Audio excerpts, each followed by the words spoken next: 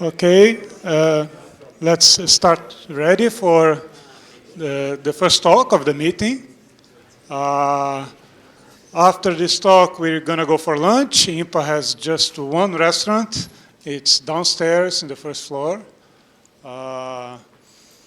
It's sort of a part of it, it's a buffet style. You pick everything you want, and the protein, the meat, you have to make a choice.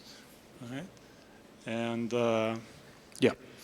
So first speaker of the meeting is Alex Fink from Queen Mary University, and he's going to talk on Speyer's tropical F vector conjecture, and maybe no more because of the proof. Thank you, Eduardo, and thank you, everyone. I have been touring on this talk for a few months, so perhaps some of you have seen it in Frankfurt or at IAS, and at least this case you can see me giving it a better shirt. Okay, so, well, this is a story about matroids. Kris invoked but didn't define matroids, and so left it to me to give a definition of matroids.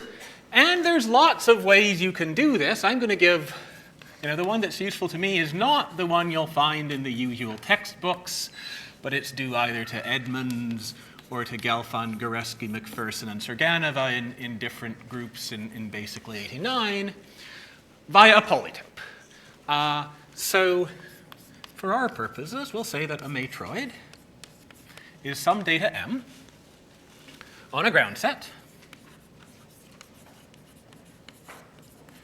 And, well, projective geometry is nice and all. I'm a combinatorialist at heart. If you have a parameter little n and you have a set, how can the cardinality of your set not be little n? So for me, E is 1 through n.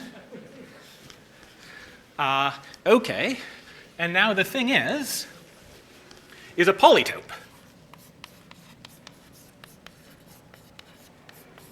The matroid basis polytope, if you've seen this thing, in Re, so that's Rn,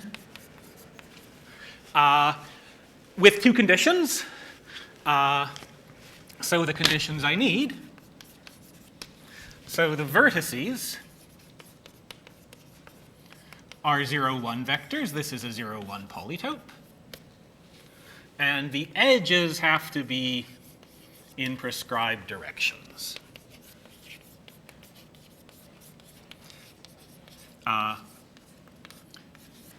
Type A roots, if you like. You have vectors with 1, 1, and 1, negative 1. So every edge you can, increase a coordinate. Well, directions, I guess you have to increase it by exactly 1 and decrease one coordinate by exactly 1. And all the edges are of that form. So I guess I will start with examples. I will also say some more familiar definitions of matroids and how they relate to this one. This is, Giancarlo Rota called this phenomenon cryptomorphism, that you can define matroids in ways which don't look equivalent if you're not familiar with the subject. And so if you've seen matroids in a few talks, you probably haven't seen this definition, and I'll say how it relates to some more commonly given data to characterize matroids. But first I'll do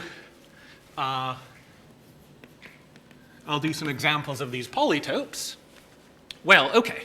One thing you can do is if I have a rank R between 0 and n, I can take the uniform matroid, which has the hypersimplex as its polytope, so I just take all 0, 1 vectors of length n with R1s in them.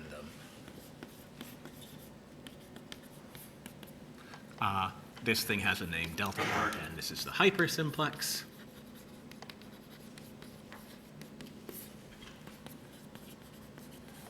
So it's the convex hull of all 0, 1 vectors. I'll just write this.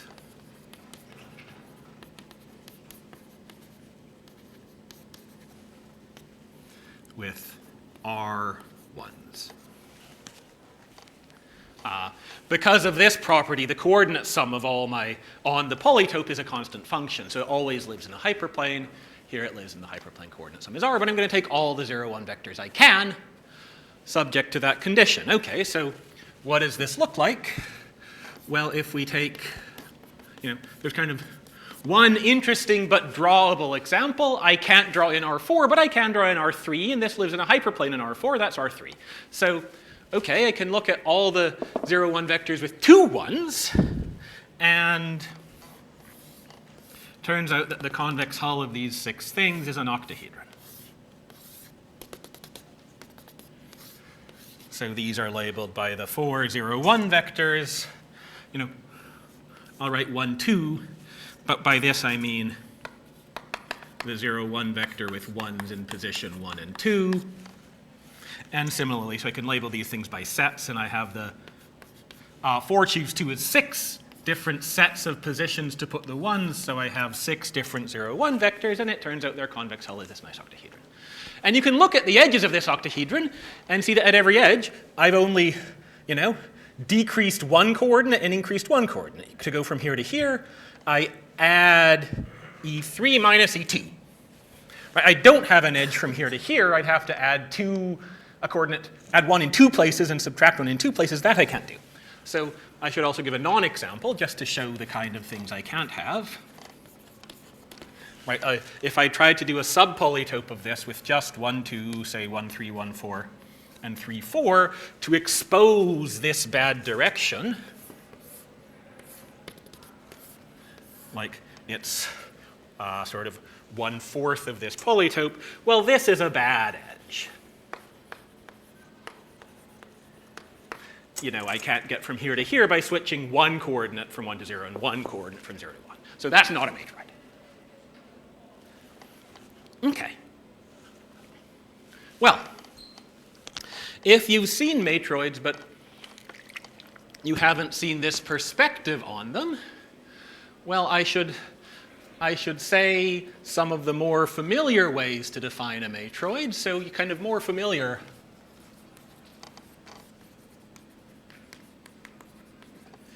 ways to encode the data of a matroid, and you can define the matroid in terms of any of these things.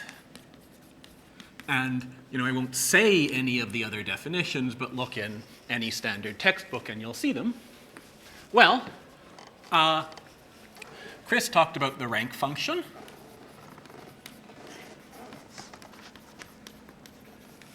Right, so this is a function from subsets of the ground set to the natural numbers. And what is it on the polytope? Well, all you do is you take a linear functional with 0, 1 coordinates. So I'm just the sum of the coordinates indexed by my set on the polytope. So the rank function is encoded very nicely as like part of the H description of this polytope. Complementary to the H description is the V description, the vertices, and the vertices are a set system. So this is just some of the subsets of 2 to the E. And what are they? Well, they're just the vertices. Okay, so they're the sets. I'll call it B. So that the 0, 1 vector of B, this is my notation for the 0, 1 vector of B, is in this polytope. And so I will also invoke later in the talk the circuits, which, okay, I won't say how to get them out of the polytope, but I'll say these are minimal non-bases. And you can go on. You can just define the matroid. I could say, you know, for each of these functions, an axiom system for them, you know, without invoking the polytope. Like here I could use Steinitz base exchange. This is the way it's usually done. Given 2 bases, you can swap 1 element. These swaps are the same condition as these edges. So it's similar, but not easy to see that it's equivalent to this thing. So there's lots of ways to write down the data of a matroid, but for where I'm going, the polytope is the most convenient one. The rank function is submodular, right? This is submodular, right. So what's the axioms for rank functions? Rank functions are submodular non-decreasing functions that take value at most 1 on singletons and 0 at the empty set. There, that's the rank function axioms. Cool. All right. Maybe, okay, I have a half board here, so I'll give an example. Well, I'll half give an example because Kris gave it for me, thankfully. Another example of matroids is I can take what in matroid theory are called the representable or realizable matroid. Apologies, there are 2 words, and I don't have the discipline to always say the right one. There are 2 names for this property. And these are the matroids that come from linear spaces or hyperplane arrangements in exactly the way Kris showed. So if I have, doesn't have to be over C, I can have a linear space in any field, in a vector space with prescribed basis over any field. Maybe I'll say its dimension R, where R is the letter I'm using. It's the same letter as this R. This thing gives rise to a matroid M of L. And so again, right, Kris used curly L for the projective, well, curly L closure for the projective thing and curly L for the interior. Since I'm working with 1 to n, I should work affinely, so this is the affine thing. I'll say P of, I hope to remember to say P of L if I mean the projectivization of L. But whether you start from here or here, you run the construction Kris spoke of and you get a matroid. And I'll emphasize this thing Kris said, that these are like asymptotically no matroids, right? Matroid theory is often sold as sort of the combinatorialization of linear algebra. And it's convenient to have representable matroids because then you can do geometry with L, or, you know, L interior of L, or the arrangement of L, or PL. There's lots of things to do geometry to if you have L, like take the cohomology, get the Orlov-Solomon ring. But most matroids don't give you that geometry, so you have to find some surrogate for that geometry, be it tropical geometry or something like that. Okay, so now there is one, and if you are listening closely, 2 definitions of matroid. So, Speyer's tropical F-vector conjecture. So, another thing Kris saved me some time by saying is that there's a connection between tropical linear spaces and matroids. Now that was for this form of tropicalization that did not involve evaluation, that always produces fans. If you enrich your tropicalization to use, say, a non-trivial valuation, or other ways, like involve the parameter t in the equations that Kris was using, you can get tropicalization, which are not necessarily fans, but are some more general polyhedral complexes. So let's say I'm looking at this non-trivially valued tropicalizations of linear spaces L. Okay. Well, David Speyer in his PhD thesis, I think, is the right place to give the credit for this. That if I take the non-trivially valued tropicalization,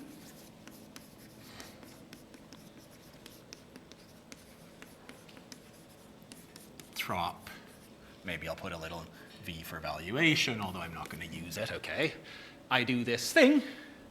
Well, just like trop L with trivial valuation was a fan determined by the matroid, this is determined by matroidy data.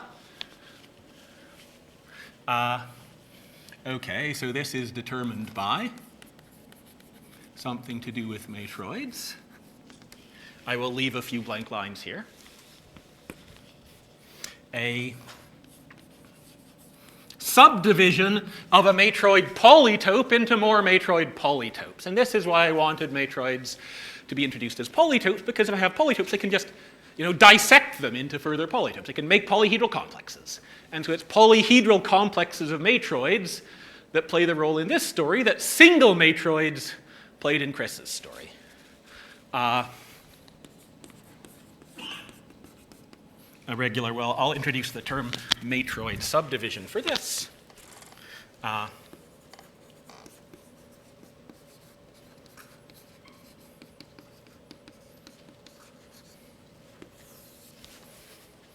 of, that is, i.e., a subdivision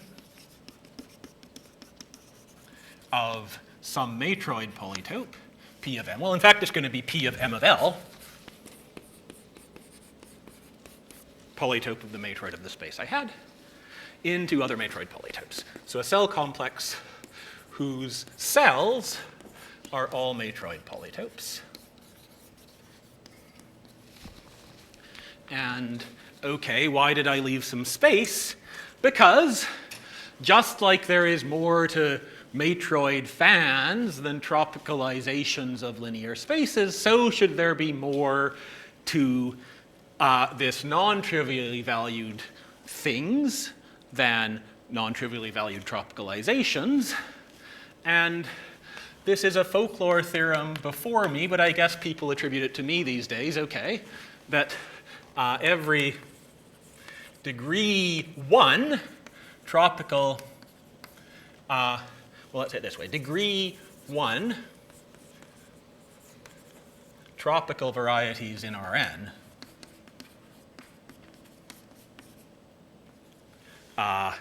let's projectivize, okay. Tropical projectivization. Okay, so that should be like our tropical projectivization, okay, if I want to make a precise statement of Rn, are in bijection with these objects. So just like matroid fans are the right object to study for the fan case, if you're looking at degree 1 things in here, you want to study these matroid subdivisions. So, well, this octahedron example is nice because, you know, it permits a non-trivial matroid subdivision. So this is the example you'll see in every talk on the subject because it's the one people can draw. How can I cut the octahedron up into matroid polytopes? Well, I have to cut it in such a way that I don't make any new edges, right? Making new edges will be the bad thing. But if I cut it through one of these squares, like this equatorial squares, or there's 2 other squares you can see here, right? There's a plane that intersects this octahedron exactly in that central square, and if I cut it that way, I won't introduce any new edges, I'll just keep the square, right? So for example, I have a matroid subdivision. I have a matroid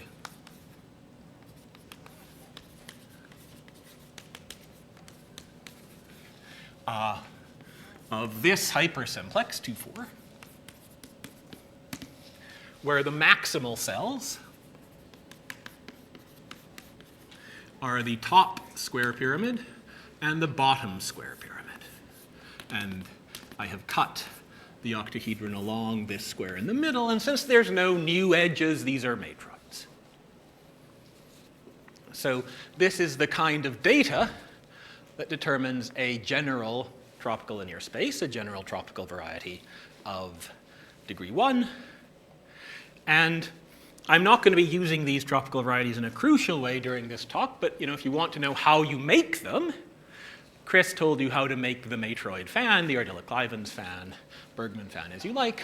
Well, what do? You just patch together matroid fans according to the dual combinatorics of this subdivision. How exactly you patch them is given by the height function that you use to realize it as a regular subdivision. But you can kind of, maybe you can see if I took this matroid, it turns out it's rank 2 and it has 3 rank 1 flats, so I'll have some y with 3 spokes, 3 rays. If I do this matroid, it's abstractly isomorphic to that one, so I'll get some y with 3 rays. And then to make the non-trivially valued tropical linear space that corresponds to this subdivision, you just glue them together like this. I glue these 2 rays into a finite edge. So I really get these. This is an example in this case of the trop in some non-trivial value, I assume, of some L with this uniform 2-4 matroid.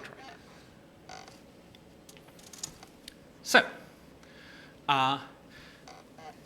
if you are interested in tropical geometry, and you probably are if you're here, then this is some motivation to be interested in these matroid subdivisions.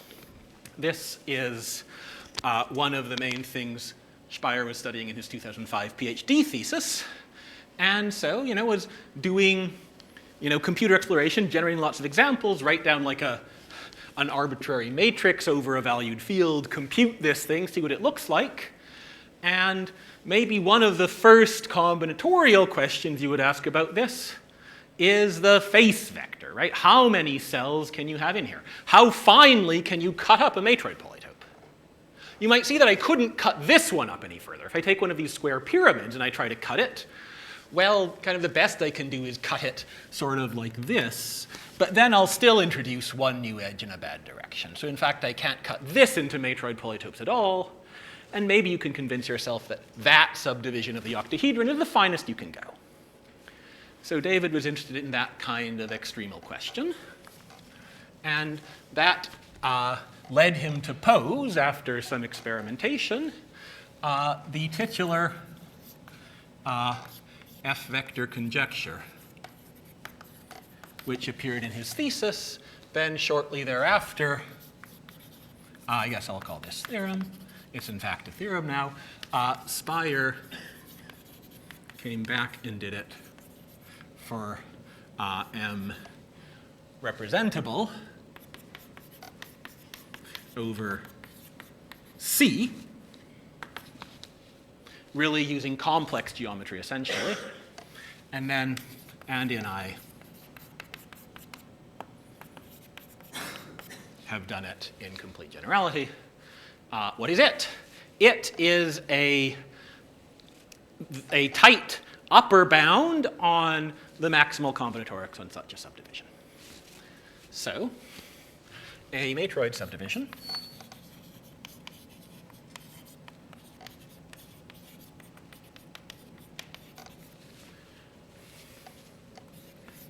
of the biggest matroid polytope, so these should be the biggest number you can get at all, of this hypersimplex into other matroid polytopes.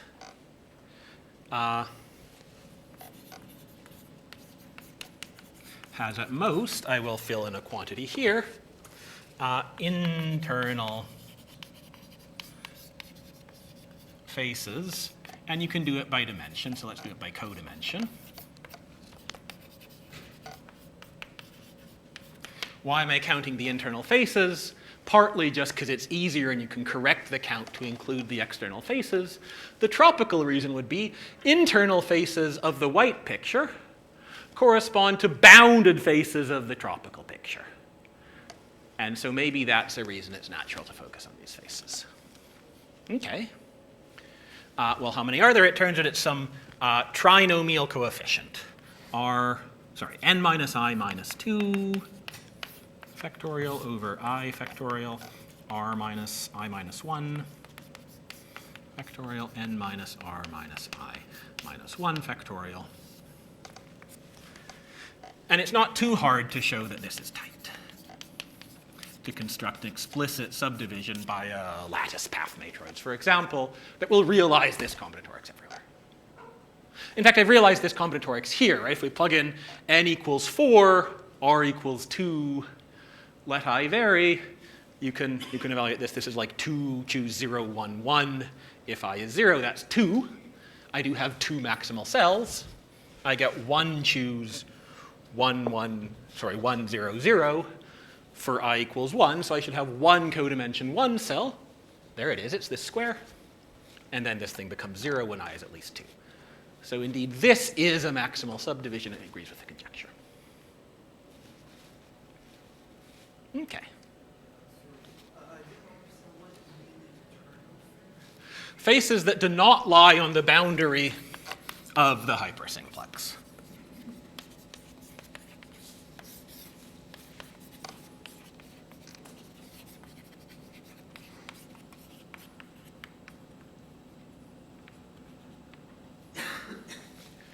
The faces that lie on the boundary are deletions and contractions of the matroid, and so if you want to count them in, you can just sort of sum over deletions and contractions somehow and recover them.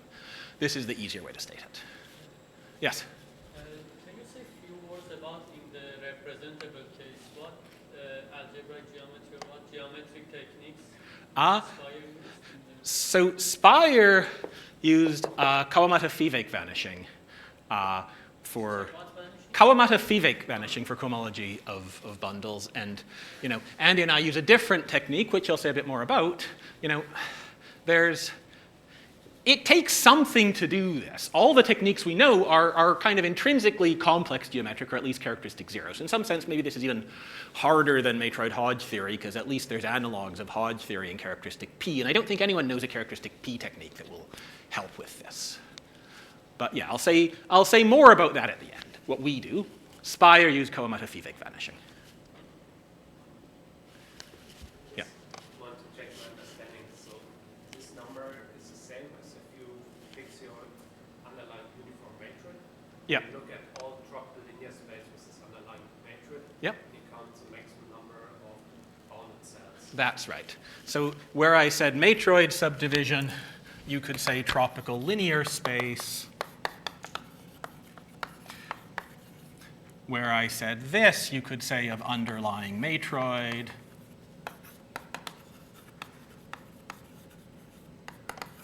And then here I would, it's dimension reversing.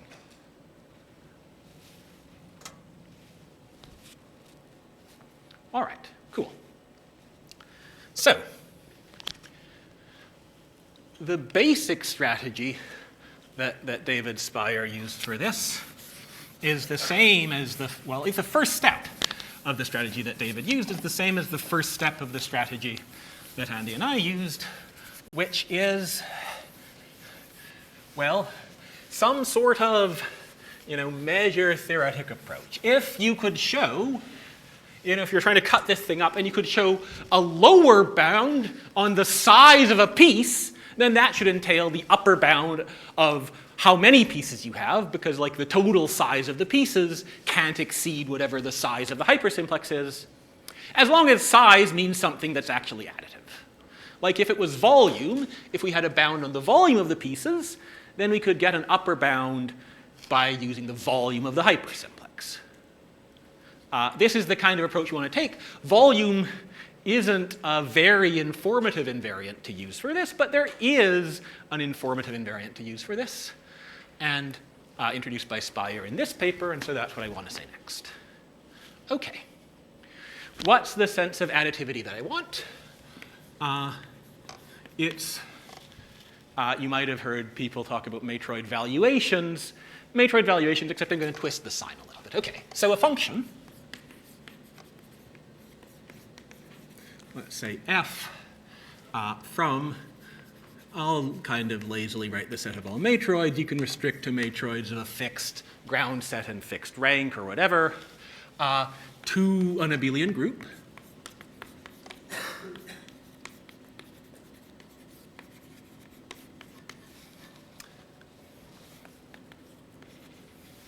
So, okay, if you've seen valuations but not co-valuations, I'm just twisting the sign. For all matroid subdivisions. And I won't write this super formally, I'll kind of define it by example. F is additive over interior faces, over internal faces, in exactly this sense of internal face.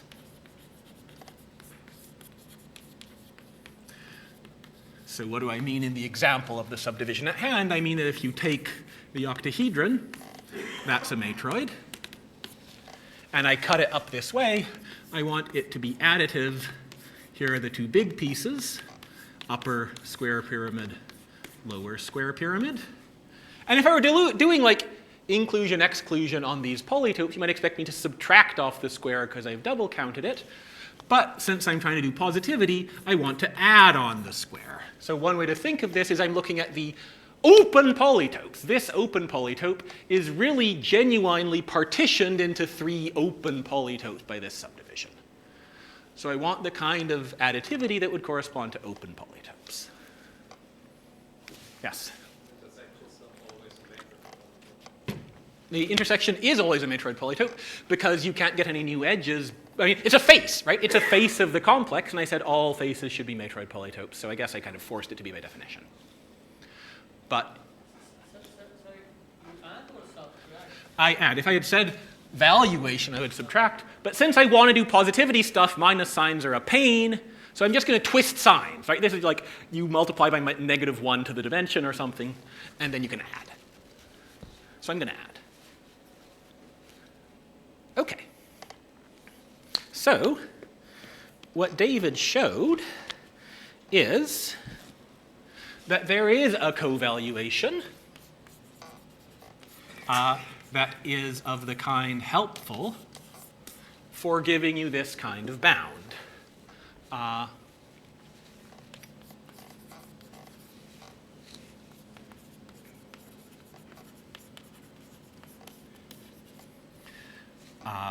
G, it's going to be a univariate polynomial, and the variable will do my counting by dimension for me, because I'm trying to count by dimension.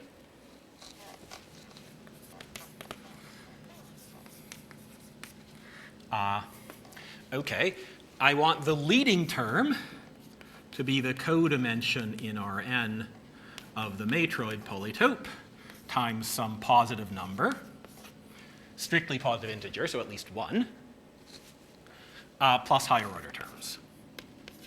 So higher powers of t are allowed, but I want it to start with some positive exponent with a term that indexes the codimension of the thing I'm looking at.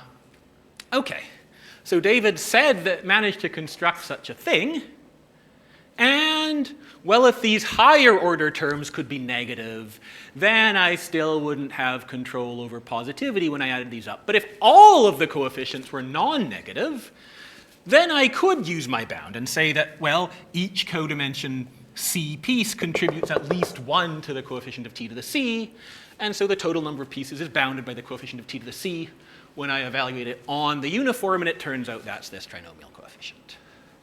So the conjecture reduces to the conjecture that, in fact, this has non-negative coefficients.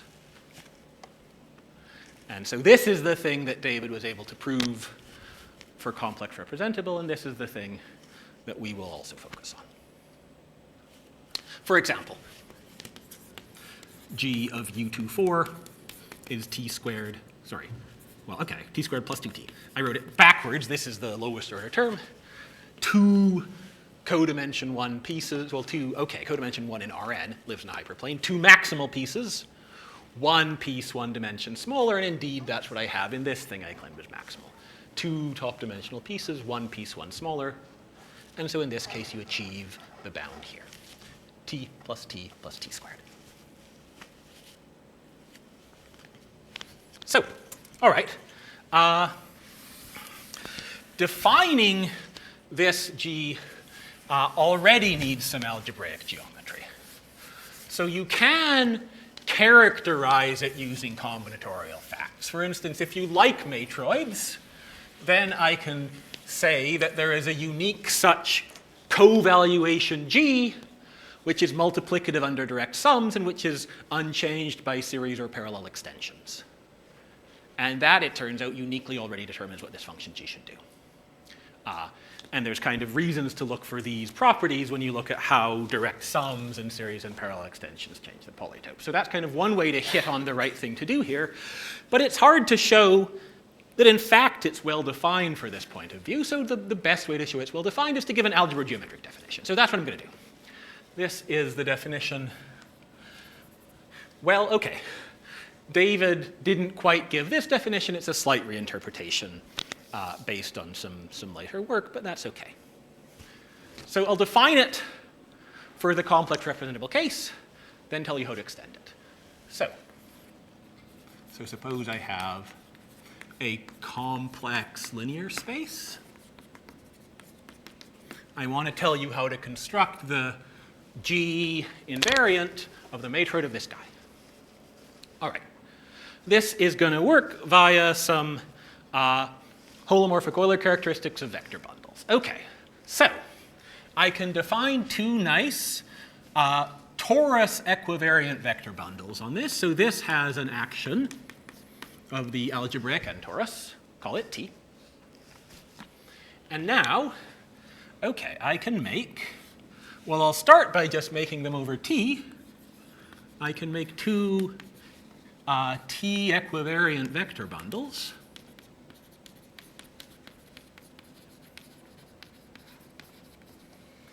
Defined by the property that S is for subbundle, Q is for quotient bundle. They should remind you of the tautological bundles on the Grassmannian because you can get them from there. That the identity fiber of my S is just going to be L. And the identity fiber of my Q is going to be the quotient Cn mod L. And by prescribing one fiber and by demanding that the bundles be T equivariant, right, as I act by T on the base, that tells me how the fibers has to move around within C to the n or as a quotient of C to the n. And so that gives me a collection of spaces that patch together into T equivariant vector bundles. Okay. Well, I'd like it if they were on a compact base. You know, you can imagine if I picked my favorite compactification of T, like maybe it's Pn. Well, okay, maybe I should mod out by the diagonal, because the diagonal isn't going to act on this, going to fix these things. Okay, so I'll mod it by the diagonal. All right, and I can take your favorite compactification of this. Maybe it's Pn minus 1. These bundles might not extend to bundles on Pn minus 1, but I can resolve the base sufficiently to make them extend to bundles. And it turns out that the right way to resolve the base to make them extend is to put the permutahedral toric variety here.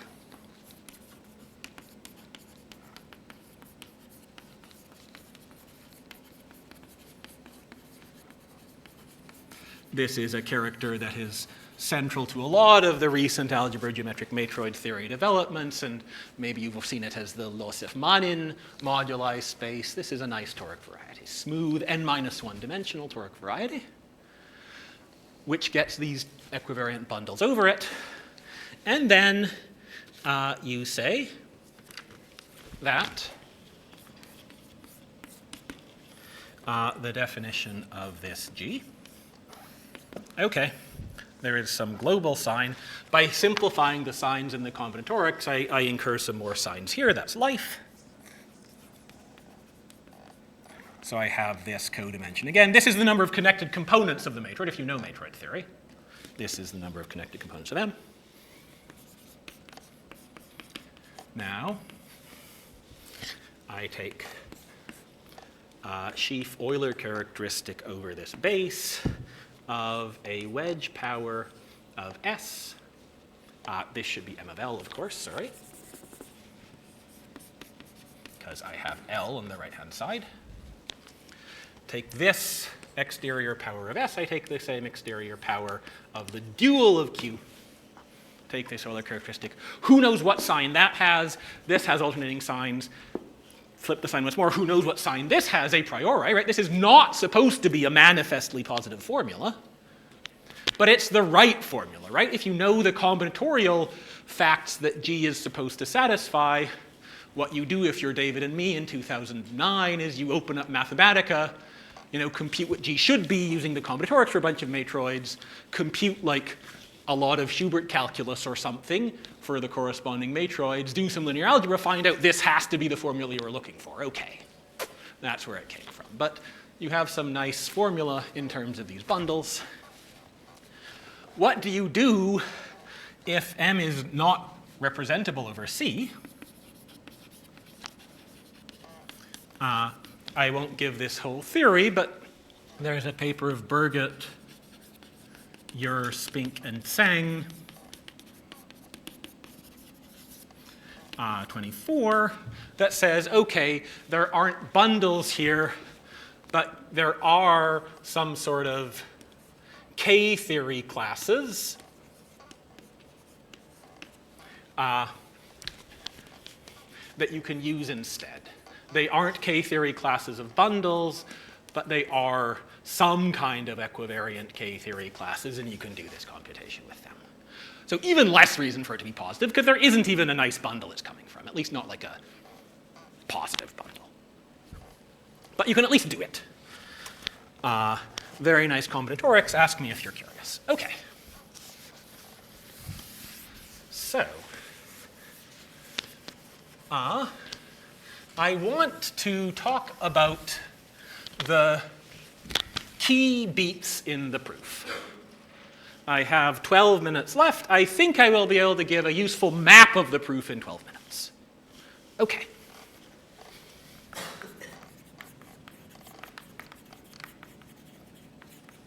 Okay. So the first thing you do is, based on some work with Kris and David Shaw and myself,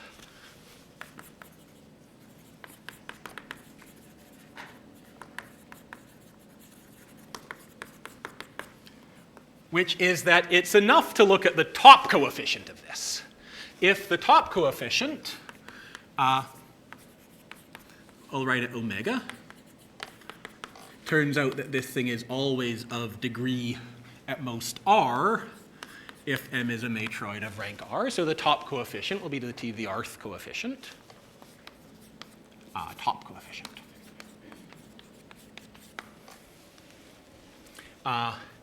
If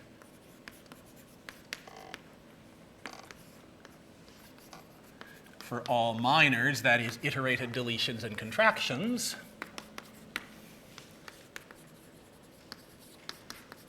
then this thing is coefficient-wise positive. Okay. So kind of, if you're trying to do this for all matroids, it's enough to do that for all matroids. There's a nice kind of convolutional formula that comes from intersecting matroid fans. Okay. Cool. The next step maybe is kind of surprising. Well, okay, before I go to the next step, what I'll say is, if L is R-dimensional, so I want to look at wedge R of a rank R vector bundle. Okay, that's a line bundle, and I can use duality and instead write n minus R of another Q dual. Okay, so I can make this both Q duals.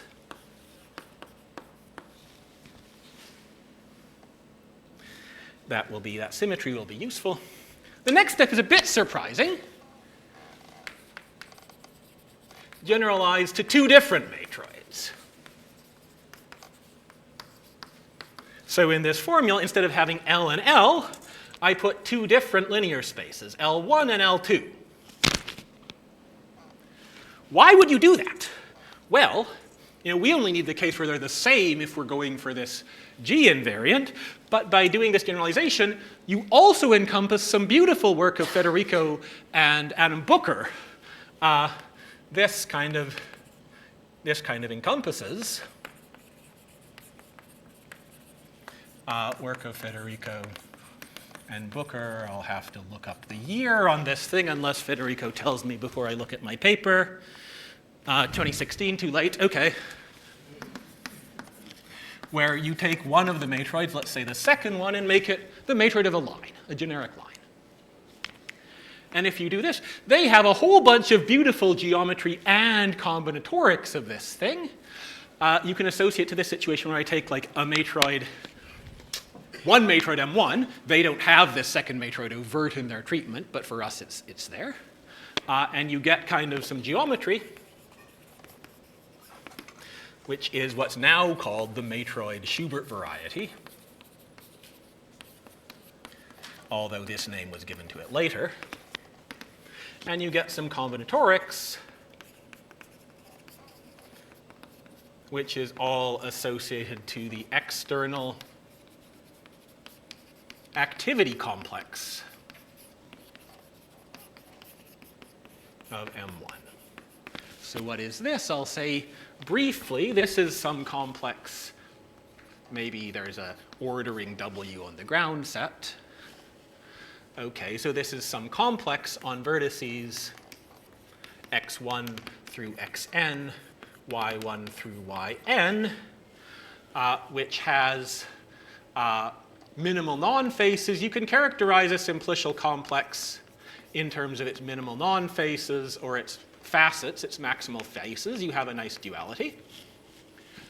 Bases and circuits of one matroid show this duality because circuits are minimal sets that are not contained in a basis. So it's nice maybe to see that what you get here, the minimal non-faces correspond to like some sort of xy colored. I'll say colored to mean like you associate x and y to elements.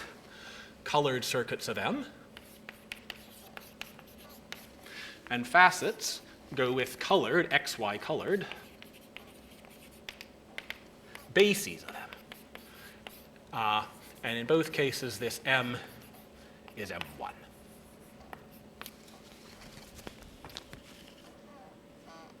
So, if one of my matroids is a line, then we have all of this nice algebra, commutative algebra, combinatorics geometry to be inspired by, and in fact, we do have to reduce to it. So we're not only inspired by Frederico and Adam's methods, but we really do have to reduce to their case. So we really do need the flexibility of having two different matroids.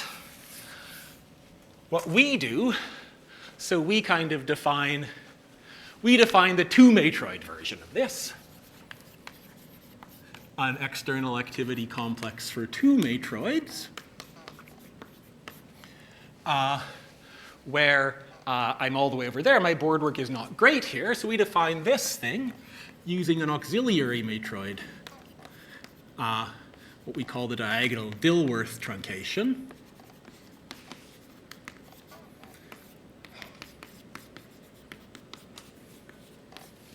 D. And you kind of play their game for some two-matroid version of activity. So that if you want to do this, apologies for the camera people, I'm going to come over here. And now if you're doing our thing and you have a second matroid in here, you get kind of corresponding matroid combinatorics, but it's this Dilworth object that shows up. Cool, okay. Let me try to say the geometry. I have a promise to the audience that I should try to say the geometry. So, for our proof, we have to do some geometry, some complex geometry. So we're going to do the representable case separately from the non-representable case. David proved the representable case, but we need a different proof of the representable case that kind of lands here so we can hook into it. Okay, so representable case, where each matroid is the matroid of a complex linear space. Okay, we kind of have some geometric objects, and then we kind of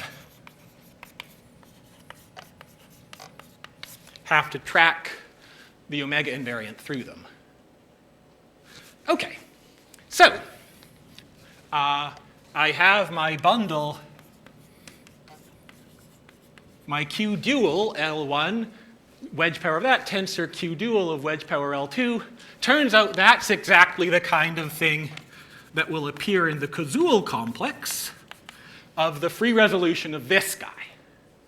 So we can start with this, and then its Koszul complex contains our omega invariant as one of its terms. Okay. Now what do we do from here? We do a process that in our paper we're calling Kempf collapsing, which is take the union of all fibers, right? This bundle is a sub-bundle of a trivial bundle on 2n of dimension 2n, rank 2n. So we can just take all of these linear spaces that appear as the fibers and take their union, project away from the base, and this gives us a variety, we call it y hat in our paper.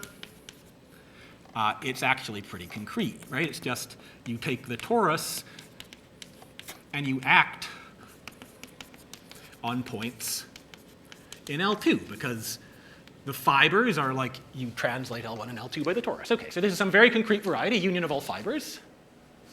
It's not a morphism, it's just a woo. Okay, and now Weymann's geometric method together with a bunch of stuff like Briand-type results on K-theoretic positivity. So there are some hammers here. This is where we need the characteristic zero hypothesis. That says that this free resolution ports over to this free resolution. So the omega invariant is still hanging out in the free resolution of this thing. Okay, now we do something even more magic. All right, we do a Gribner degeneration.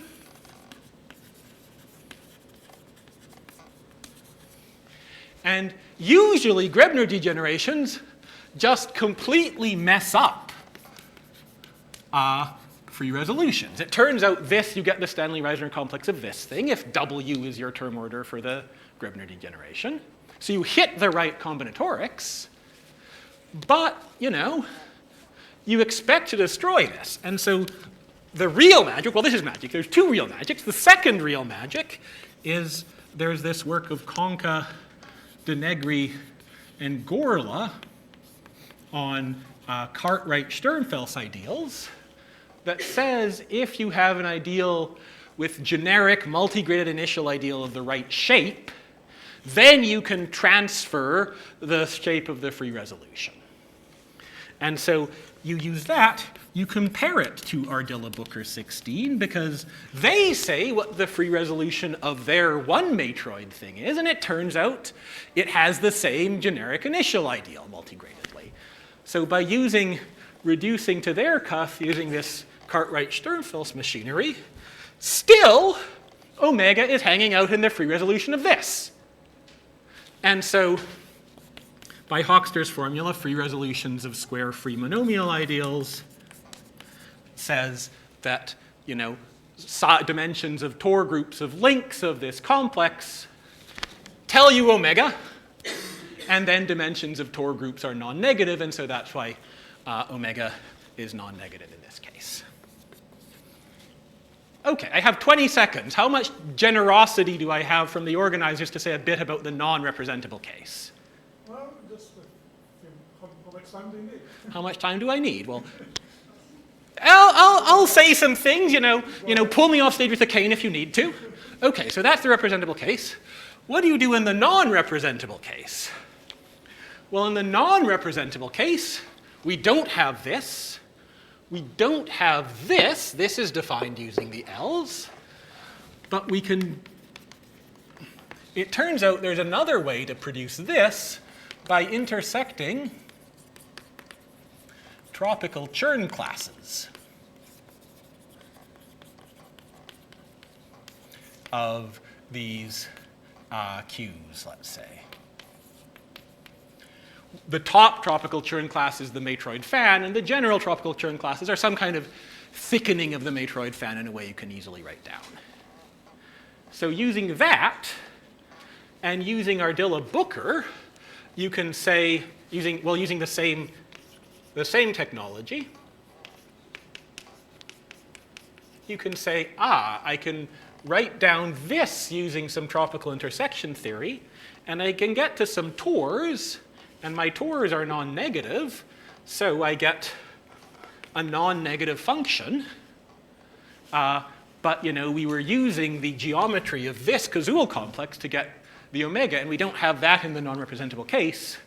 And so it turns out here you can do a dodge, which says that the thing you compute from here, this,